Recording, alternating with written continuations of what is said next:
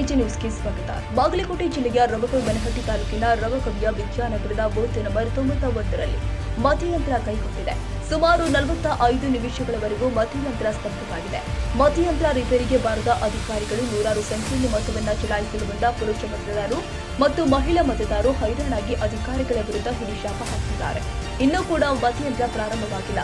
ಸರದಿ ಸಾಲಲ್ಲಿ ನಿಂತು ಮತ ಚಲಾಯಿಸಲು ಬಂದು ಮತದಾರರಿಗೆ ನೀಡಲಾಗಿದೆ. ತಾಜಾ ಸುದ್ದಿಗಾಗಿ ಎಜೆ ನ್ಯೂಸ್ 24x7ಗೆ ಸಬ್ಸ್ಕ್ರೈಬ್ ಮಾಡಿ ಮತ್ತು ಬೆಲ್ ಐಕಾನ್ ಒತ್ತಿ ತಪ್ಪದೇ ಲಿಂಕ್ ಶೇರ್ ಮಾಡಿ.